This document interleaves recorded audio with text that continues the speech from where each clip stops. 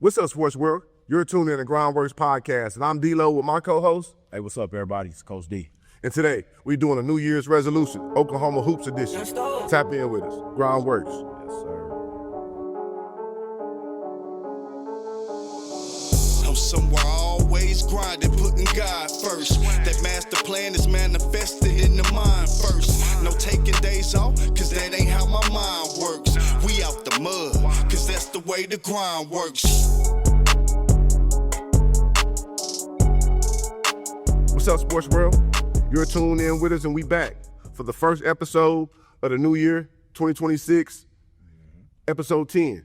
And today, we tapping in with the basketball culture, man, the high school culture, man, with the coach, from the coaches to the parents, man. Hey, we got to set things straight, man. Okay, let's set them straight. Man, and the first thing I want to tap in with, man, because I've been hearing about it, I've been seeing a lot of it. It's been Christmas break. How Christmas break been going for you, Coach?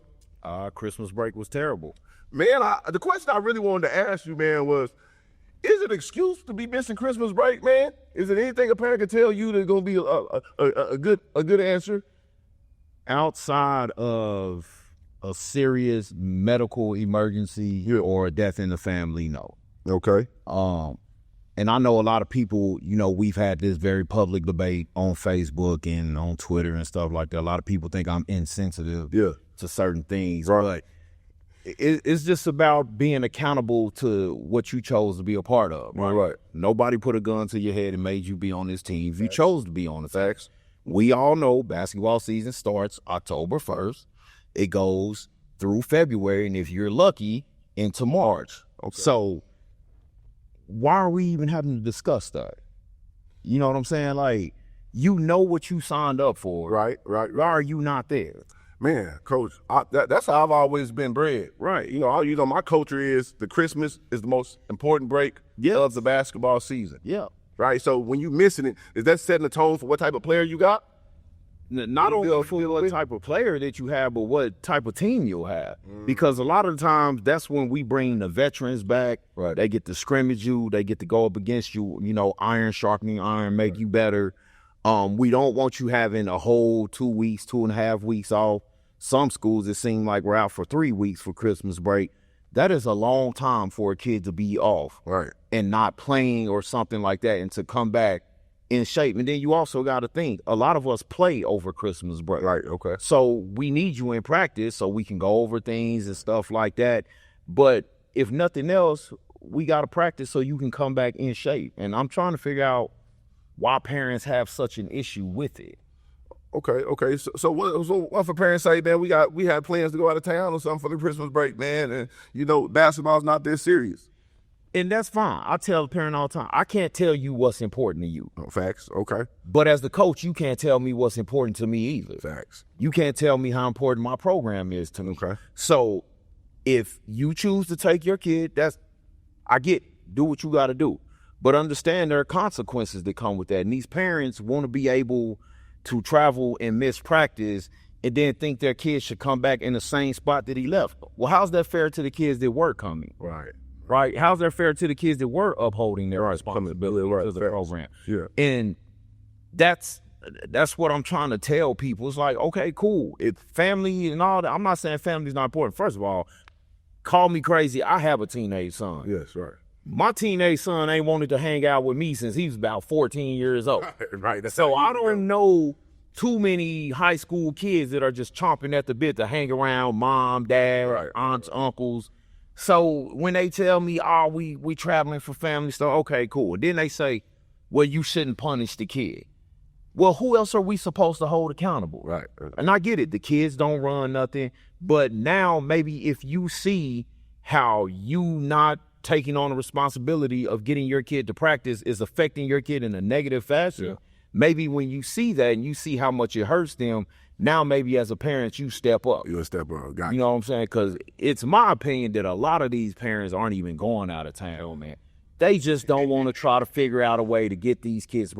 We had a kid in our team group me say, man, my dad don't feel like taking me to practice, so I don't have a ride. Wow. And I'm sitting up here like, he put it in the group? He put it in the group. He's like, I don't have a ride to practice, and my dad doesn't feel like taking me. Oh, wow. So And I'm thinking, you know, a lot of people say, oh, well, that's just an inner city issue, the suburban kid. And maybe that's true because every coach I talk to before games when we play them, we're like, man, you know, we struggling getting guys in practice. They like, coach, we don't have that problem. Yeah.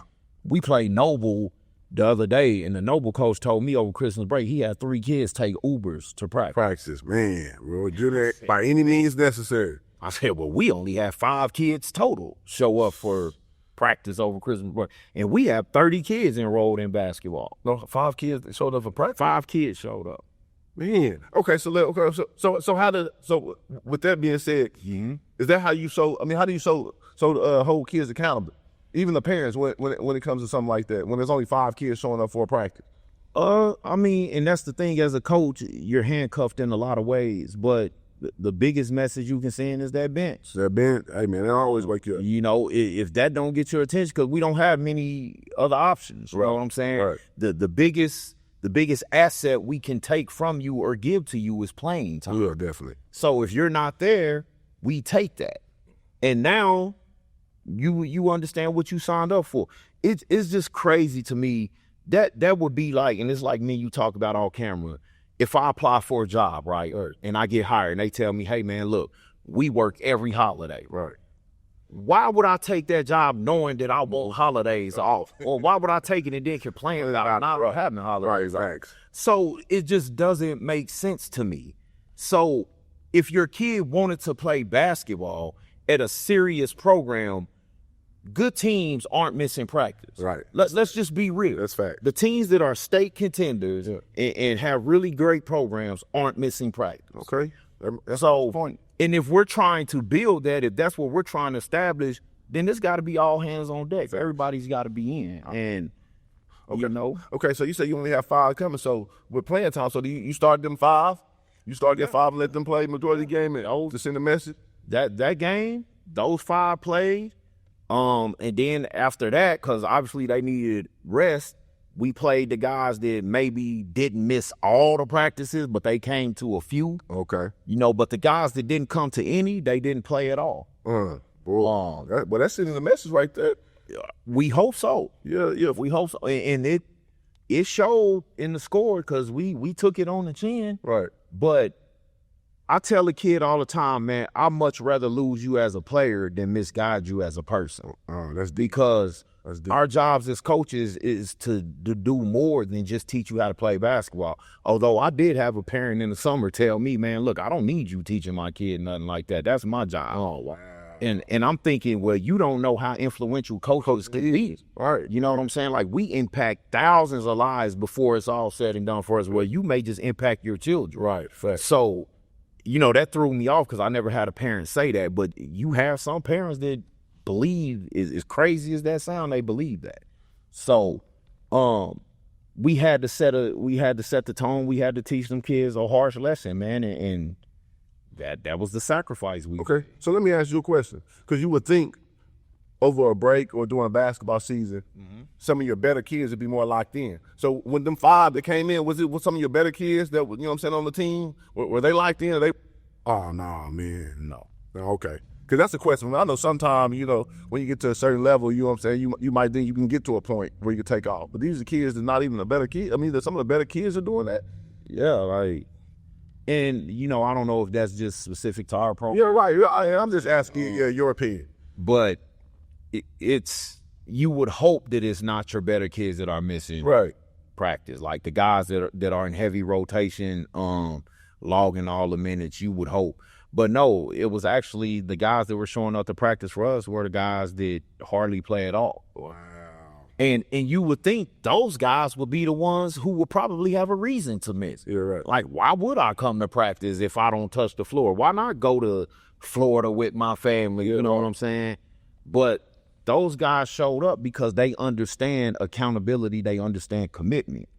And those are lessons that are going to carry them for the rest of their life, man, because those are the people that'll show up for their friends. Right. Those are the people that will show up for their family. They'll show up to their jobs or their careers, whatever they choose to do.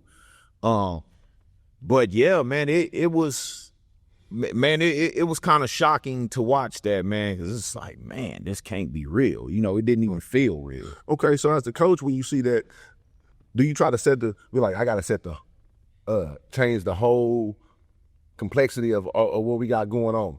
Meaning like how we coach, how we practice, you turning it up in practice, doing more to make up for what you lost?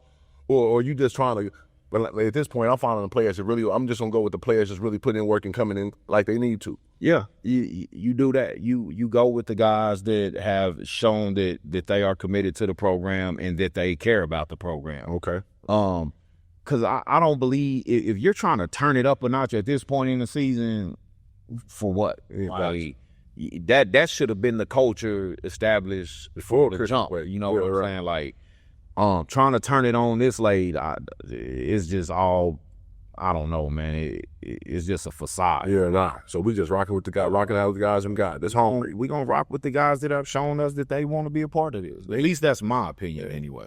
And if you lose, you lose, because culture is what is going to sustain you. Talent will come and go. I believe culture is non-negotiable. Got you. And I think as a coach, if you can live with that, and you can understand that sometimes that's going to come with some losses. Yeah. But in the long run, for the longevity aspect of it, it's going to be a lot better for you, because now kids understand what the standard and the expectation is. And that's what culture is. Okay, and with that being said, so it ain't just the players that got to buy in, the parents got to buy in as well. Yeah, the parents are the biggest part of it. Right. You know, my mom wasn't a sports person at all. She wasn't a sports parent at all, but she never let me miss practice. Got you. You know, she never had to, just because I wanted to be in practice. Yeah. But I knew that even if I wanted to, it wasn't going to happen. She's like, no. It was many a times where she went out of town for stuff like that, and I stayed home by myself. Or, you know, maybe one of my cousins or something would stay with me, or I would stay with a friend because I had basketball practice. Got you. Like, you know, my birthday is in March, so in March I was playing AAU ball back then. So I wasn't celebrating birthdays. I wasn't doing none of that. And I try to tell these kids and these parents, if your kid is an athlete, their walk and their path is different.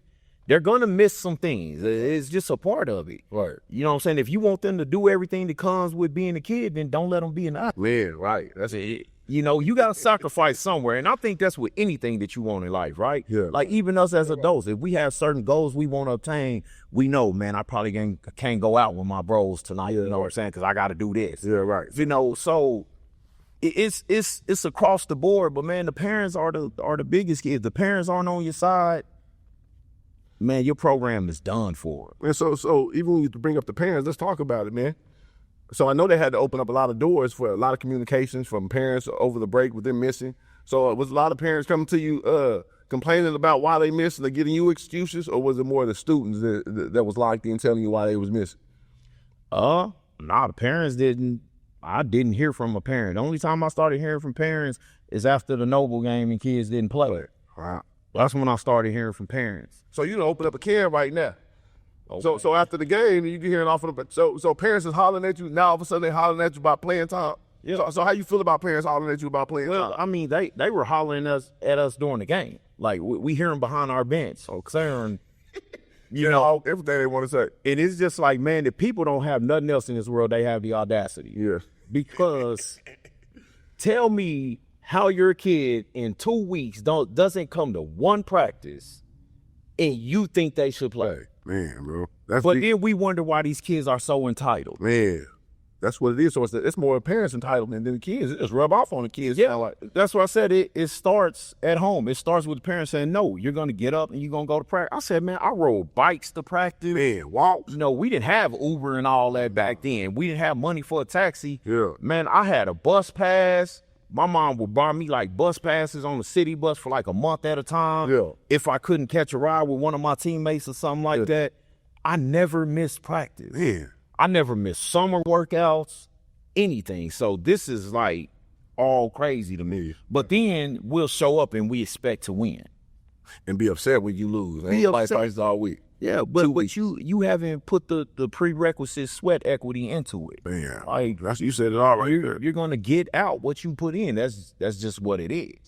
So, but no, the parents didn't bother to give us any reason for their kids missing over break. I had the audacity to be upset when they're not playing and y'all losing. Yeah, they making smart comments, and man, look, I'll go 0-23, 24, however many games we got. I'll do that before I let kids or parents run the program. Hey, man, that speaks a lot for your coaching, because a lot of coaching I like that. Yeah. And I mean, that, you know, Coach Brewer's our head coach, and you know, he was on board with it. He said, man, I got something for them. Yeah. They think they can just not show up and there's no consequences. Right. I was like, Coach, you got to do it. You got to pull the trigger on this. And there's consequences in whatever decision you make in life, whether it's outside of sports, you know what I'm saying, in your real world, you know what I'm saying, good or bad. Yeah. So my next question is to you, Coach. So we just said parents was when they wasn't playing on the sideline, they were saying something behind the bench. How do you feel about parents coming to you like after games about playing time or about even like why they missed and things of that nature? Man, I don't want to hear that, man. Like, leave me alone about that. Now, I don't want to hear it, man, because most of these parents aren't even invested in what's going on, so you don't even know. That's saying it all right there, bro. You don't know that your kid goes half-ass in practice. Yeah. You don't know that your kid has a bad attitude in practice. You don't know that your kid doesn't listen in practice. Oh, yeah. You don't know that he doesn't run his sprints hard. Man. You don't even know that your kid don't show up to practice. Wow. So now, you know, some coaches don't like parents that are overly invested. Gotcha. But if you're a parent that, you know, you take a vested interest into what your kid is doing, as long as you don't cross boundaries, I'm okay with that. Gotcha. Because now I'm more likely to talk to you and tell you what's going on. Yeah, right. If your kid is at every practice, your kid is running hard, your kid is playing hard, your kid is very coachable, doing everything we need them to do, and they're not playing, then we can have a conversation. But at the end of the day, like, bro, let's just call a spade a spade. Right. You got to produce. For sure. And as much as it sucks, you can do everything right and still not be good enough to play. Right, facts. You know, it sucks. It's the harsh reality of it, but it is what it is. Right. And I think when parents realize that, sometimes little Timmy just ain't as good as he need to be. Right. And you got coaches around here that are coaching for their jobs. Like, we got to win games. This is a production-based business. So, man, I was on a podcast the other day, and it was like, D-Lo, your son Kyle was one of the better ones on the team during high school. Mm-hmm. How many times did you call the coach? What was your answer? I told him 0. I've never called the coach. Now, how we have conversations outside of, you know what I'm saying, where we just like chopping it up, of course. Mm-hmm. But have I ever called? My son wasn't playing. My son been a 4-year starter. Mm-hmm. I've never called, man. Now, don't get me wrong. I have conversations with the coaches, you know, but it's not like, what's the playing time? Why my son ain't playing? You know what I'm saying? Like, we come across each other, I might ask him how he doing in practice. You know what I'm saying? How he been holding, like, what he need to work on. Yeah, general stuff. You know, genuine stuff, but we never going to talk about, like, why he not doing something. Yeah. So my thing is, so that's why I had to ask you how you felt about it, because, like you just explained, it is a good time. We can have a communicator as parent, as coaching. Yeah. But we not about to be talking about playing time, especially when you know damn well he ain't been putting in the prerequisites to be great. Yeah. But that requires some self-assessment. That requires some self-reflection. Right. Many people don't want to look in the mirror and say, it's me, you know what I'm saying? Or maybe my son ain't doing what they need to do. Because it's easier to blame the coach. It's easier to say, the coach don't like me. Coach can't coach. That's their big one right there. Coach can't coach. He don't know what he doing. But if I come tell you that you can't parent, you don't know what you doing, because he late for class every day. He don't go hard in practice. Now, if I question your parenting because of that, then I'm overstepping. Yeah, overstep, right. So, man. But they got an opinion about your job, but you can't have opinion about what they got. Right. And to me, that's crazy, man. Like, I'm not about to talk to you about no playing time. Like I said, the general questions, okay, yeah, how's he doing? That's general stuff that I think most parents want to know. But man, we not about to discuss playing time. Sometimes you just got to come watch him play. Come watch him play. If he don't play varsity, he probably played JV. Come watch him in the JV game. Now, if he dominating JV and he can't get no varsity minutes, then I may consider giving you an explanation. Yeah, right. Assuming he does everything else that I spoke on before. Gotcha. So when it comes to parents contacting coaches, it is a good time. But so let me ask you this real quick. They usually say don't contact the coach for 24 hours. You know, because that's what I say when I was coaching. You know what I'm saying? When I've been coaching these teams. Like, so is that some of the stipulations you want to hold? Like, even if it's a good conversation, give me 24 hours after a game, after a loss. Yeah, because I think emotions got to settle, good or bad. Right, you know, right. Whether it's a big win or a tough loss, emotions need to settle. So, yeah, I do agree with that. But, man, I just don't think parents should be talking to coaches about playing time for their kids. And I know that's not realistic because, that's your baby. You want to know why he not playing and he's unhappy and this. Parents got to stop. We got to stop thinking we got to save our kids every single thing. Yeah. Why can't they battle through some adversity? Right. Why can't they battle through some difficulty? Imagine what that's going to do for them. Right. You don't always have to be that safety net. Definitely. You know what I'm saying? I think when Lenny Burt was on our show, he talked about we're the coaches. We going to catch them. We not going to let them hit the ground. Right. But they going to have to fall a little bit. Yeah, right. You know what I'm saying? Just get out the way. You take care of the stuff you need to take care of at home. Let us take care of the stuff in between these lines. Got you. You know what I'm saying? I think once you have that understanding, if you don't trust me to coach your kid, why are they here? Man, that's exactly what I'm about to say, man. Parents need to keep in mind, man, you need to take them to a program where they have their best interest at heart, man. Mm-hmm. If you don't trust the coach, man, like to put him in the best situation, I wouldn't even have him at the school, point blank, period, man. Doesn't make sense. That makes no sense to me, man. Seems counterproductive. It does. But, man, bro, you got to understand, most parents that complain about all that complain about everything. The same parents that say the AAU coach can't coach are the same ones saying the high school coach. Yeah, right.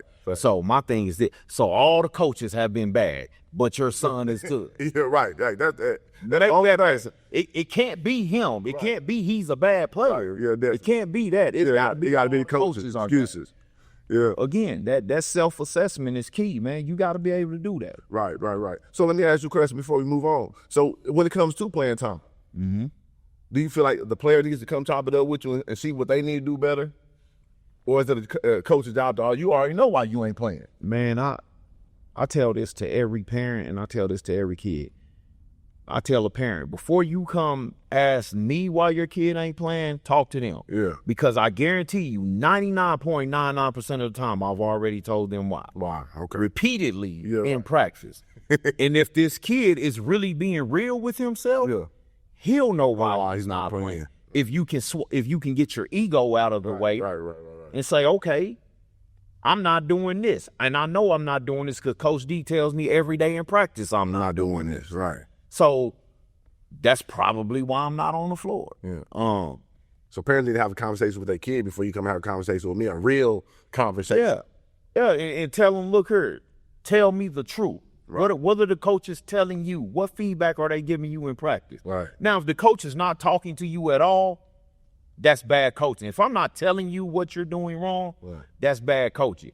But I don't have 4 months to tell you every day what you're doing wrong. Right. You got to fix it. Like, come on, man. We got to be able to use some real world application here. Right. So I'm with you 100%. So, man, we done discussed, you know what I'm saying, the playing time, parents talking to kids, right, and missing Christmas break. What are some of the New Year's resolutions that you would like to see? That's not in your program, but some of the other programs across the state. Oh, let me think. Coach got a lot of New Year's resolutions. Yeah, I ain't want to see things. But I mean, you touched on some of the bigger ones with me was, I made it public how I feel about kids missing practice over break. Facts. Obviously, the whole parent thing, you know what I went through in the summer, so you know what that was like. But I did see a post that I shared was it yesterday or today, where a coach was saying, stop saying, and we sort of just touched on this, stop saying that the coaches are bad coaches. Right. Just understand, if your kid is missing 9, 10 layups, 6, 7 free throws, 4 or 5 turnovers, is that coaching? Or that your player? Man. So, when I hear parents, that's man, I even have to get on, and most of the parents who saying it's coaching you don't even know enough about basketball. And you sure don't know about the craft of basketball, right, of coaching basketball to say it's coaching. And most people think because they were good players that they understand the coaching aspect. Right. Like, nah, that's not true. This is a totally different skill set, right? Here. Facts. It requires a different mentality. Yeah. So, you know, again, just accountability, man. Just understanding maybe your kid just ain't the player you think they are. What are you going to do to get them better? And that's what my thing, I was going to ask you this too.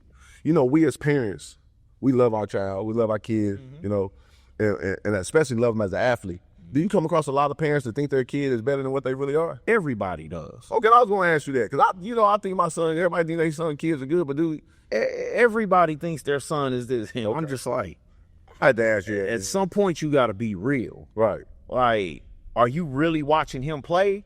Yeah. You know what I'm saying? Like, some parents, I get it.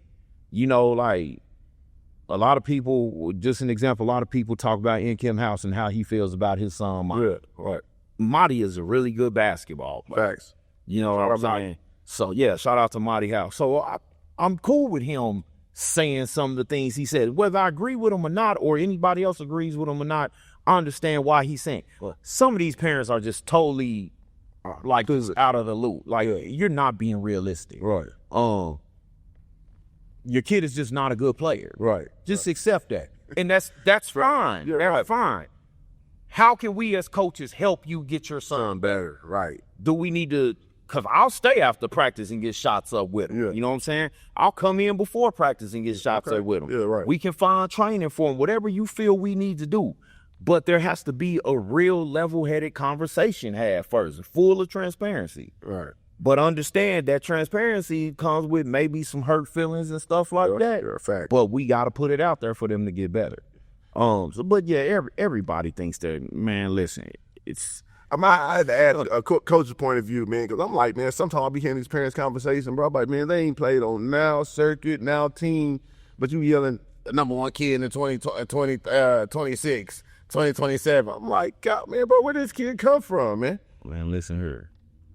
If I had a quarter for every time a parent called me a bad coach and they kid is this and that, and then I watch them in their high school season and they barely play, or if they do play, they have a very specific role and they can't do anything else outside of that. Right. And then I sit there and I think, but I was the bad coach. So that means this high school coach is bad too, right? Right. So everybody that has all these years of experience in basketball is bad when it comes to your kid, or is your kid just a bad player? Right, man. So There ain't nothing wrong with going through the process, man. Everybody got to start somewhere and the finish point, man. So even if your kid needs some work, you know what I'm saying? It would be better off coming to the coach asking, how can I get my son better? What he need to work on? how can I get them better? You know what I'm saying? Instead of saying my son's ready and all that. I never understood that, man.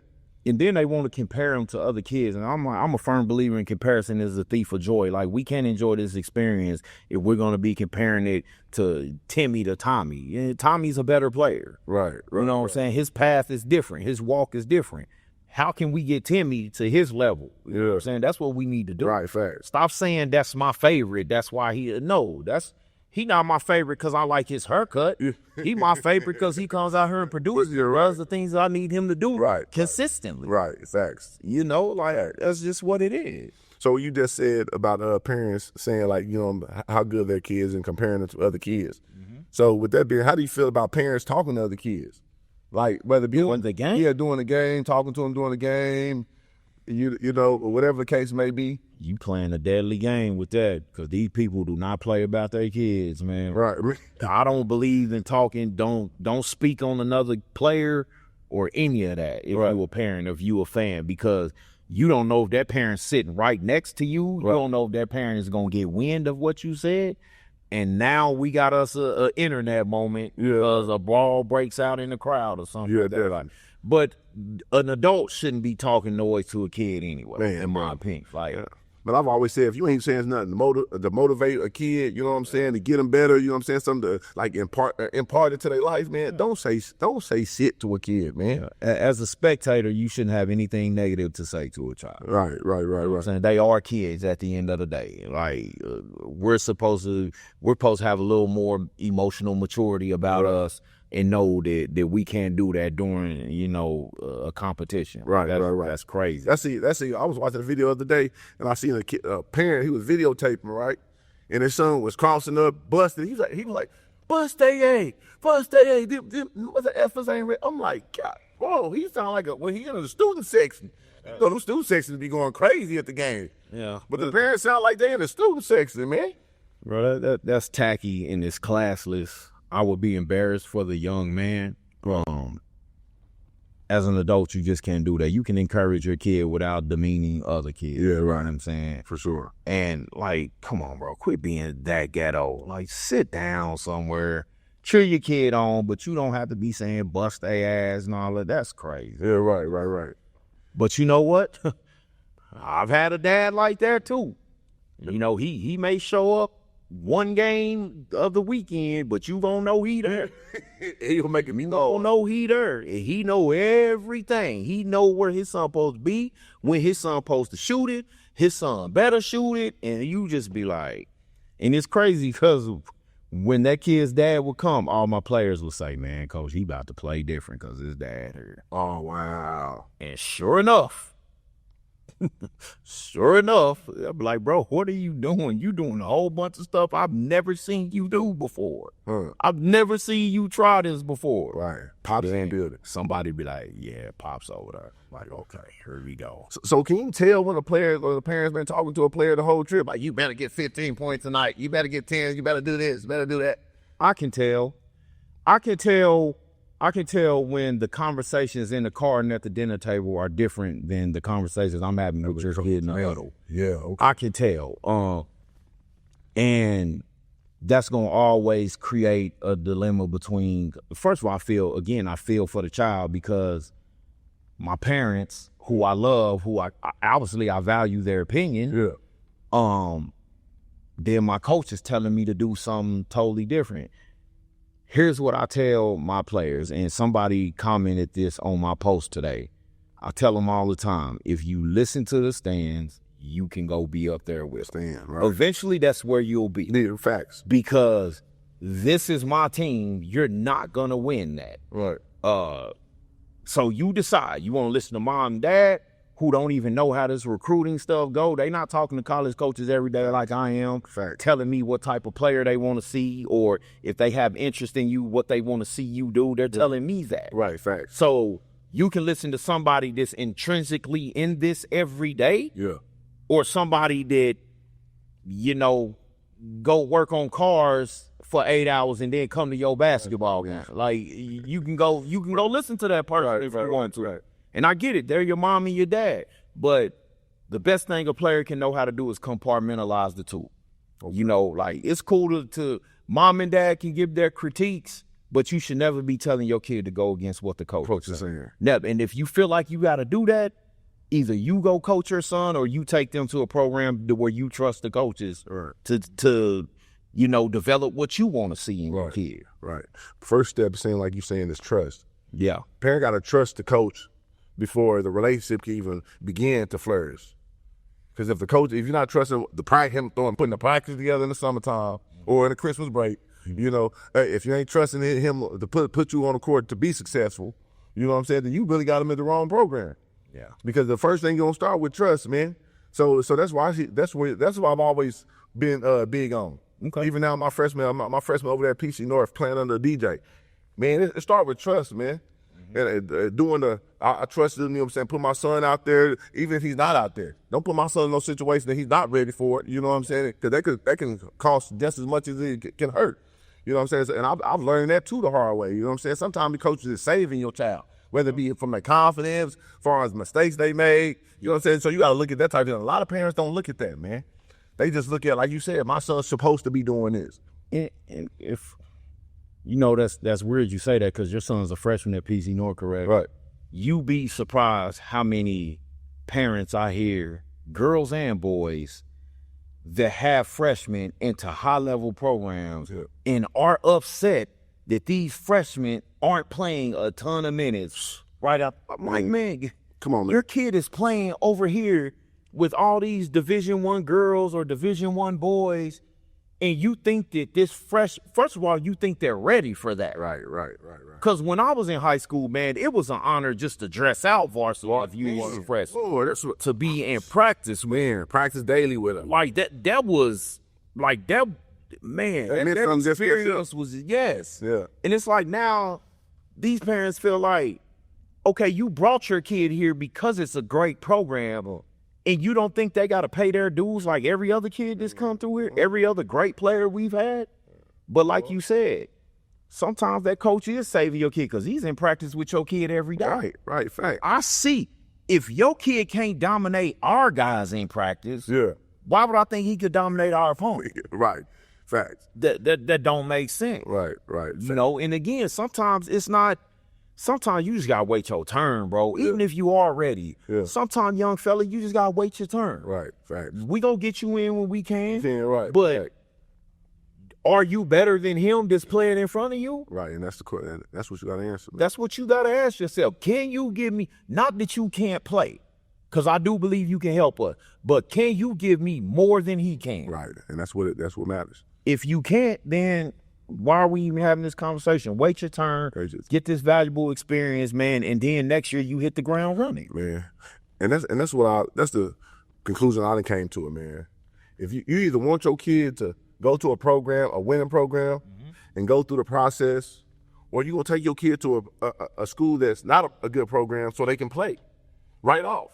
And sometimes that works in their favor. If they can go over there and play for a couple of years, build their confidence, get their game up, and then transfer, have somebody come in and play with them, then that work out. But you're not going to no top shelf that's in the contention to win in state, man, and coming as a freshman and just playing.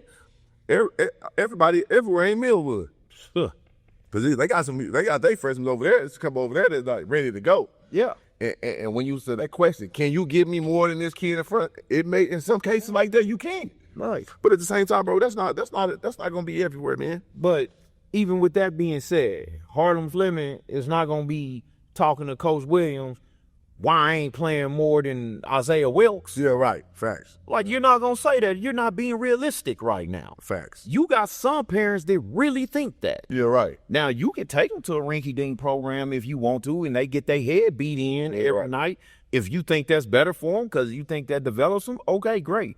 I've seen that go both ways. I've seen that completely destroy a kid. Yeah, I've had to. I've seen that where kids like, man, I've had to carry a program. Now I know what to do. But now when I'm around better players, now I don't know where my shots come from now. Because at this school, I got 25 shots. Right. I may get 7 shots here. Yeah. Because I got 3 or 4 other college players around. Right. That makes sense. You know, sometimes that grass ain't always green. I'm just a big advocate of, man, let them go through it. Yeah. It's going to build so much more. Man, it's got to be bigger than basketball. As cliche as that sound, we got to be putting stuff in these kids that's going to bounce longer than a basketball. Right. Will. Facts. Facts. So, man, Coach, I know we had a couple different topics for the New Year resolution that we wanted to see take place, whether it be making sure you're at practice, knowing how to communicate to your coach, right? And even being able to be coachable. Yeah. You know, all these things are something that we shouldn't even say need to be a New Year resolution. It should already be taking place. But again, we gotta say what we think what's been missing out for a lot of parents and a lot of players in this 2020 coming into the 2026 year. So I'm glad we was able to touch on some of the things. Anything else you think you want to leave a firm imprint on their brain? I mean, nah, you know, I didn't really expect that conversation to go that long, but you know, you can get on your soapbox about that. Yeah, definitely. That's that all day, man. You know, a lot of people have sort of shot messages about topics they wanted us to cover. So okay, but I think that's accountability. You know, coming to practice when you need to be in practice. Being coachable, parents being coachable as well. Parents the way. Yeah. Parents, hold yourself accountable to your athletes. Yep. If you don't want missed practices being held against them, get them to practice. That's your job. You take on that responsibility when your kid chooses to be an athlete. Right, facts. If you can Uber Eats, you can Uber to practice. Yeah, man, get them kids to practice, man. God, dog. Hey, man, are you hearing now? Hey, man, get them kids to practice, man. Parents be coachable. Players be coachable. Makes sense, bro. Like, I don't even know why we got to have that conversation. Right. Yeah, man. People were talking to me, though. I don't know how much time we got left, but people were talking, what do you think about zone defenses? Man, I don't like the zone. I don't like the zone in high school.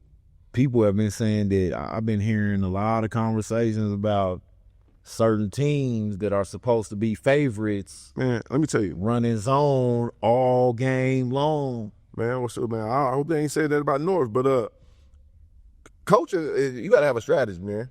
And sometimes you got to sit in the zone. So don't get getting in the zone and staying in the zone is two different things. Sometimes we got to change up the tempo. We got to get in the zone. You might got a big down there. We got to get in the zone. But I don't agree with just sitting in there. That's what you practice. That's your main defense. Do you think it hinders development for kids headed to the next? Because the argument is they play zone at every level now. Man, But I haven't seen a Power 4 college program that sits in zone all game. man, bro. I ain't seen that since like the Jim Boeheim days at Syracuse. Hey, man, it's about to be a shot clock in here next year, bro. Oh yeah. Hey, you sit in that zone. Disposal, like- Hey, man, you sit in that zone if you want to, man. When you running up and down. Yeah. Hey, come on, man. Hey, man. Hey. But I will say, man, like you gotta learn how to shoot the ball. Oh, yeah. You want to get them out of long. You Yeah, gotta learn how to you got to hit some shots. But that's been a heavy topic. Like Man. people have been like, man, teams that are supposed to be favorites Yeah, are playing zone, man. Yeah.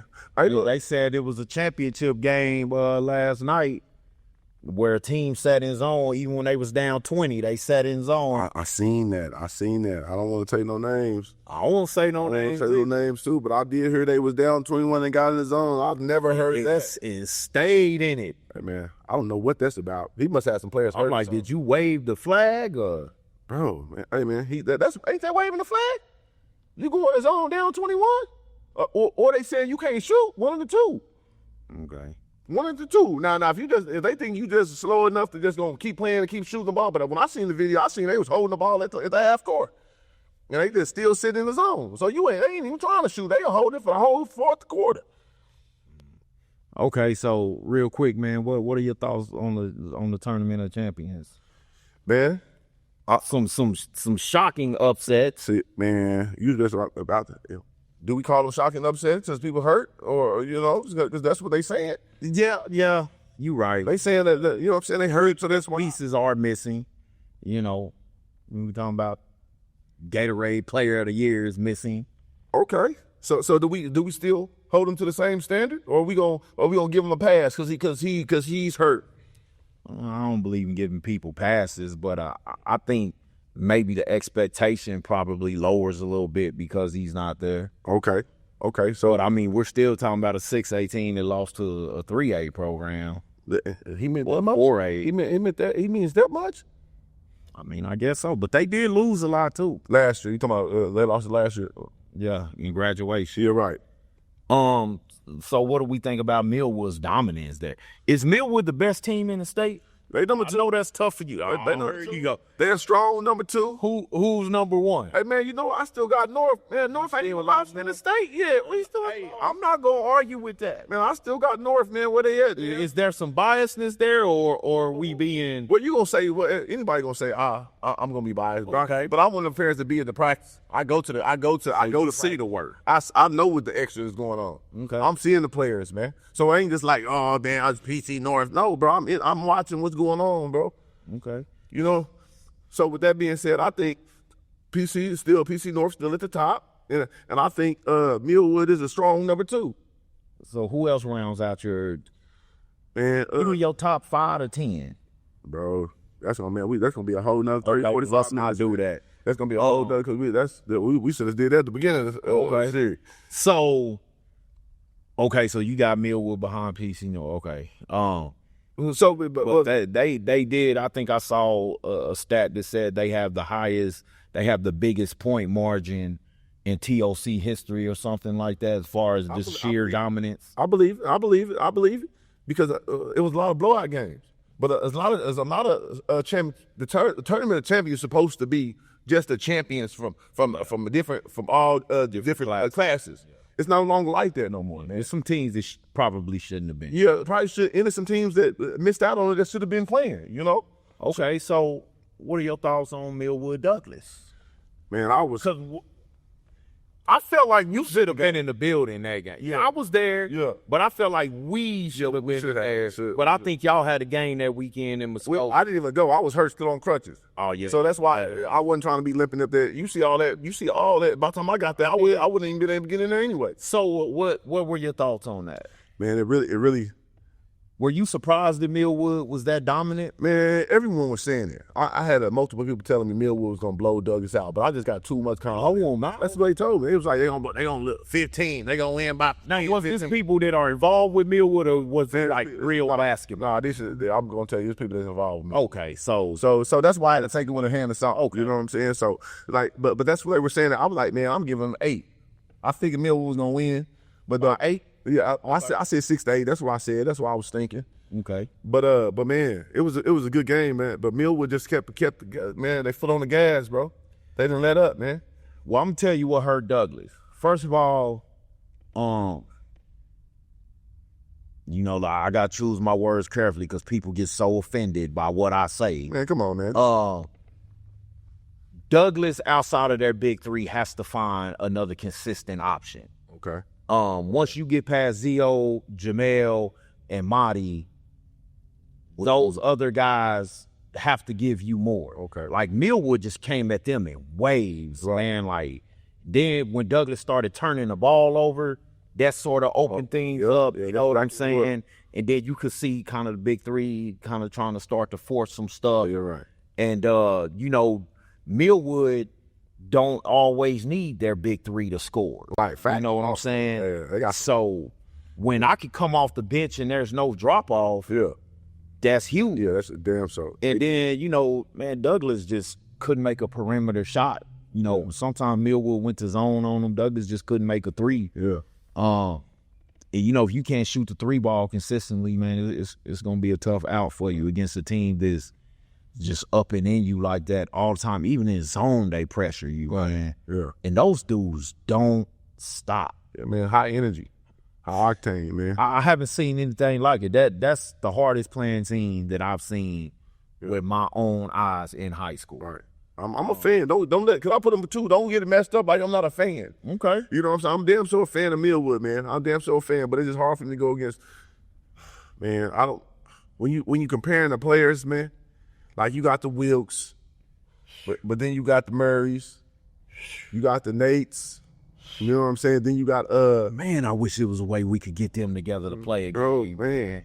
Man, they were saying, man, it's a couple before that state, man. They could get together, put a little scrimmage together. That's all, man. Can they do that? Can they do that? Man, Somebody said it's 2 weeks before the state out there. I want a game, Man, I want a real game. hey, man. Hey, It ain't gonna happen, but man, that's gonna go. That game gonna go viral. That's gonna go viral, man. For real, everybody gonna want to be in the house for that, man. But you know, okay. hopefully they'll start putting that game on a schedule, man. So another topic I got for you. What you think about U.S. Grant?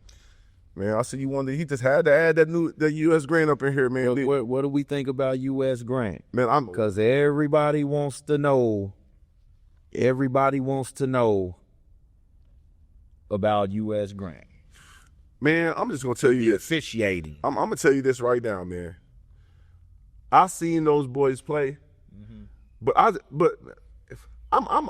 against the refs, man. My wife tell me all the time, leave the refs alone because they're not gonna give your son no call. They're gonna be against your son. I'm like, hell, feel like they against them anyway. But why are you against the ref? First of all, let me say this: refereeing is the toughest job to have. I would agree. It ain't rocket science, but it is tough because you got to deal with the fan base.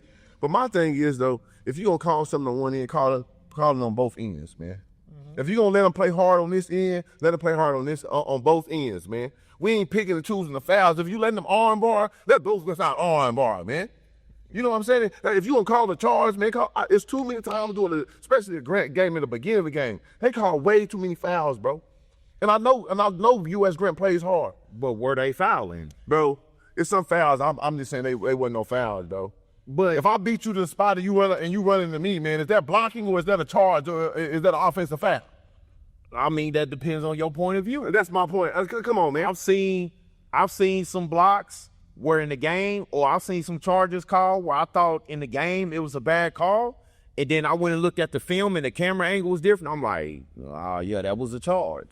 Man, But I'm just asking you, did that cause Grant to lose by 30? No. You had to put the 30. No, I'm just saying. 30. Man, I'm not making no excuse for no team. Okay. Because I just said my naughty over there at Owasso, and they losing. There ain't I don't think it's no excuse. It's the next man up. That's where I'm from. That's what it is. It's the next man up. So I'm not making no excuse for Grant. But at the same time, man, just because they Grant, don't not give him the calls, man, because you used to not give him no calls for all these years, man. So you think the refs purposely did that because it was U.S. Grant? I just think, man, have you seen how hard U.S. Grant play? I have. So I feel like that's about to be part of my argument. Okay, so you agree. So with the refereeing, you have to change the way you play. I'm not saying I agree. Okay, so let me. So what point? So it is. And before anybody get butt hurt, I don't have a dog in the fight. Okay. You know what I'm saying? I don't have nothing against U.S. Grant. I love Xavier and what he's doing over there. Okay. I've trained a couple kids over there. A few of those kids over there play for my 16 UAAU program. Okay. So I have nothing against them. And the coaching staff, I feel like I got a decent relationship with one of the coaches, messages me on social media a lot, and we talk. Man, U.S. Grant be fouling, bro. They do. They do. They ain't hard. They just out there fouling. No, I'm not saying they just be fouling. They play hard. Yeah, right. You're right. And I think sometimes you can be so aggressive that you think you're not fouling. But you foul. But by the rule, you are. And I think a lot of people that are arguing the fouls don't know the rules. Okay. Like, there are certain things that are not subjective to these referees. They are told, if this happens, right, it is a foul. Got you. Okay. You cannot use your distinction of it. Got you. You have to call it. Okay. And that's what I'm trying to tell people. I watched them play Douglas, and I was like, man, they fouling. Yeah. The refs ain't calling it, though, but they fouling. Right. And I think that game, U.S. Grant had like 6 or 7 technical fouls in previews. Yeah. And I remember you saying that. And what I'm trying to tell them is you can't react to every call, because now the referees do have it out for you, because they feel like, okay, you're showing me up now. Yeah, right. So now anytime you get your hand in there, it's a foul. You just said referees feel like he's showing them. Hey, the referee, that's the problem. The referee is not a part of it. No, who pays to come see a referee play? I mean, I don't ever pay to see a referee coach. I mean, go be out there. I don't come to a basketball game to see a WWE wrestling match either. I come to see a basketball game. Right. The referees are there to keep order, to maintain order. That's their job. Man, but so many times I see the referees be making it about them. They feeling like you done said something to me. So now I'm really watching you instead of just watching the game. But that's human nature. If you keep reacting to my calls, first of all, you a kid. You shouldn't have anything to say to me. Okay. Now, your coaches, okay, that's my job to talk to your head coach. Right. Okay. I don't even have to talk to your assistant coaches as a referee. Head coach, I'm going to give you a professional courtesy and talk to you. Okay. But if your kids keep reacting, I say the same thing. That's what happened with Dale City at Norman. Okay. Like, Dale City got back in the game and beat Norman. And then I think they played somebody the next day at the Joe Lawson tournament or something like that, and they were reacting to every call. Yeah. It's like, man, no, it wasn't at the Joe Lawson. I think they were at the Mustang tournament. Yeah, okay, yeah. And they were reacting to every call, and now the referee just blowing the whistle. Yeah. It's probably not fair, and it's probably not right. But it's human nature. Like, you only gonna show me up so many times before I make an example out of you. I hear you. But that's what I'm trying to implore them not to do. Right. Like, just go play. And after the 4th or 5th ticky-tack, I'm like, okay, we got to make an adjustment now. Okay. The refs don't adjust to you. You got to adjust to the refs. We all know that. Right. Right? Yeah. Now, some refs, they'll let you, okay, cool. That's how y'all going to play. You set the tone. You've established that. That's how we're going to let y'all play. Right. But not all refereeing like crews that. are like that. Right. Okay. And people were like, oh, you, and then I'm seeing people on social media. I'm like, man, you don't even know nothing about basketball. Right. You just saying it because your kid on the team.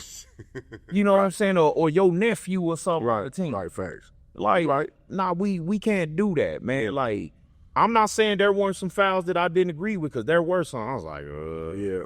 A lot of know questions. about that. A lot of questionable. I'm saying a lot of questions, bro. Well, people ask me what I think about U.S. Brand. I think U.S. Brand is a good team. I don't think they're top 10. I tell you what, I wouldn't want to play them because I know our team probably can't get on the floor with them. I do think they are a good team. But they're not, this not a top yet. I don't think they're top 10, you know, but I do like what the coaching staff is doing over there. Man. Like, they're winning games and, Well, you know, we damn so we'll keep our eye on them. Yeah, we damn so gonna keep our eye on. You know, I rock with the Hankin brothers. You know what I'm saying? I like a couple of kids over So there. there's two Hankins over there? Yeah, there's 2 Hankins over there. I mean, I love Champ. Like, Yeah. Champ is a dog. Yeah, Big Mike, man. Like, I love Big Mike, Chaos Kid. Yeah, man. It's like, you know what I'm saying? They got some pieces to build around, but like I said, the only thing I feel like when it comes to the referee, when the referee affects the game like that, and you got to change your play style and you don't have a bench, it's hard for you to go in there and implement new things, do different sets when you don't have the pieces because they're already in foul trouble because you already know. So it's hard to change how you're playing now. But I just feel like you don't let them get to foul trouble. You make the adjustment. Yeah. You see the refs are calling it tight. Okay, what are we going to do? Complaining ain't going to get us nowhere. Right. We're inner city school. We're out here in the suburbs Yeah. playing a team that people are considering a state championship contender. Most people don't even feel like we should be on the floor with them. We got to make the You got to make the adjustment. We got to. And I'm like, they got a D1 kid on that team, possibly two. Yeah. And that's real, man. And that comes with coaching. You know, they got a young coach, you know what I'm saying? He probably going to live. Some of his coaches, like, when I first started coaching, I'm going to live and die by the press. I'm going to live and die by playing hard. You know what I'm saying? We're not going to change up nothing. You know what I'm saying? Not opposed to that either. You know what I'm saying? So some coaches is like that. But but when it comes to like 6A, big boy basketball, man, you got to make adjustments.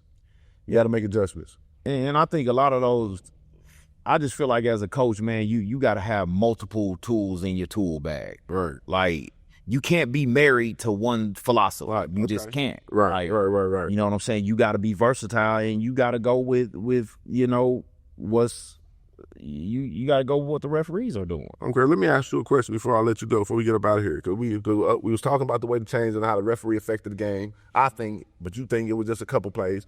So my thing, you a coach, is it a no hire list for referees? The referees do get evaluated, and that's how they determine like who works state tournament games and stuff like that. And the coaches are actually the ones that vote on it. Hell no. The coaches is the one that vote on it? Yeah, they send in their evaluations. Come on, man. Hey, man, coaches, I'm putting this in the atmosphere. Coaches, let's stop complaining and let's start putting these referees on a no hire list, please, man. Well, who's complaining? Is it the coaches complaining or is it the spectators, the parents, the players, and it's some coaches, man. I know some of the shit I'm seeing some of the coaches is not agreeing with, bro. Come on, man. Come on, man. I'm not saying that's not true. Hey, Trust me. Ask these refs how hard I am. Every game a ref walks up to me, Coach, we ain't gonna do this BS today. I'm telling you right now. Man, and I'm an assistant, and they telling me that. And they only gotta communicate to you. But they let me know off the wrist. So I'm not one coming to the aid of referees. But what I'm saying is, if they have open house for like when they have these clinics for referees and stuff, they allow you to come in so you can watch and be a part of it, so you can learn what fouls are, what violations are, so you can see. A lot of people just don't know, and I'm not saying you, I'm just saying in general. Me too. All that stuff I don't know. A lot of them, and it wasn't until I went to one and I was like, I need to shut the hell up, because I really didn't know. Like, you know, there are people that think you got to be set to take a charge. No, you don't. You just got to be in legal guarding position. Right. A lot of people don't know that.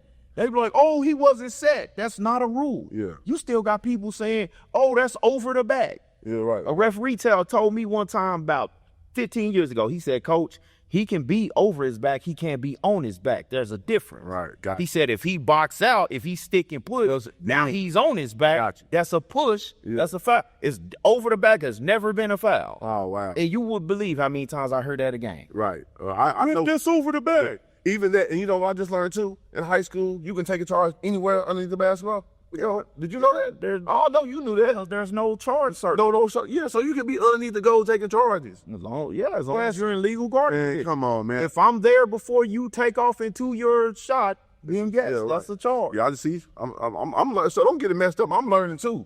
But you're a referee. Your ass shouldn't be doing no learning. You should already know. But I mean, they get refresher course, but they I bet it's online. nah, They you do an online go refresher. in person. You go in. Oh, they got to go in person. Oh, okay. Yeah, and then they invite the public in, and Okay. they really try to emphasize coaches coming so we can learn. Oh, okay. I thought it was online. So I would tell some of these U.S. grandparents Okay, to please get on the OSSAA website or I can't think of the name of the referee page they have. I know who you're talking about too. I think it's like Worldwide Refs or some around here. Yeah. Where they have go in those refereeing clinics, man, so you can see. Yeah. So you can see for self. So you can see. All right. And then you will understand, like, man, this. Hey, So Connie, Coach went from me making a no hire list to go to the clinic, and so you can learn for the cause for yourself that the referee's right. I'm not saying they're right most of the time. I'm saying that some people need to learn the rules before they start saying that the refs are calling bad fouls because a lot of them don't even know what a foul is. We can agree about that, but we need to agree about the damn no hire list too. Hey, I got some names I'd love to put on. Hey man, I'm not gonna say it because it'd be just my luck. I get them 4 games. Yeah, I was just about to say you probably get the next game. You better, but it'd be crazy. And it'd be the refs. That's what just rubbed me the wrong way. If coaches is able to, you know what I'm saying, really put a list together and really, rate these coaches. Why is there so many of these coaches getting these same games? They be getting the same game. I couldn't even understand if it was a game that one game they missed. Okay, man, we had them 3 weeks ago. It'd be like we got the same refs every game. Then I'll be watching. I don't think it affects what games you get. I think it only affects like when you get to the state tournament or in the tournament. Okay, got you. That makes sense. Hey, but any referees out there, listen, I love you. I have no problem with you. So if you get a Southeast game, please understand that Coach D is on your side. Hey man, and I'm a fan of John Marshall. No, I'm just playing, man. Stop playing, man. Hey, we ain't gonna put where I'm from. I ain't the referees. I ain't gonna put my school out there neither. But we gonna make it be right, man. Hey, just ref the game, man. Hey, take your feelings out as much as possible. That's all I'm saying, man.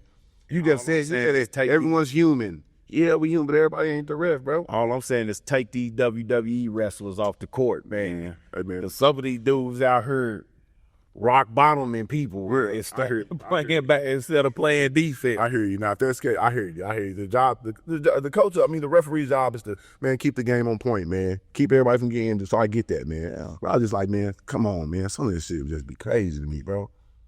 But it is what it is, though, man. Yeah, I mean, some of the foul count numbers I saw that game, I was like, whoa.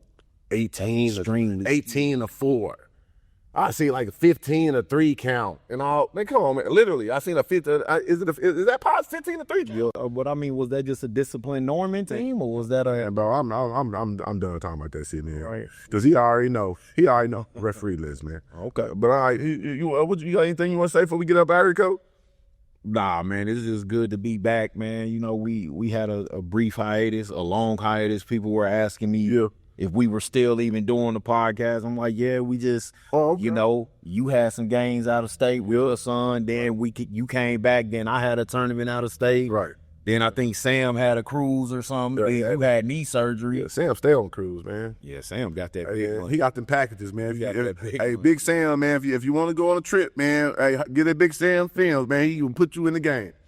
But yeah, man, it's good to be back, man. Good to be back. Hey, the energy good, man. The energy great, man. We look forward to us having our interviews. We're gonna have guests back for this year, man. We got some big plans for 2026, man. Stay tapped in. Yeah, let's get to it, man. We out.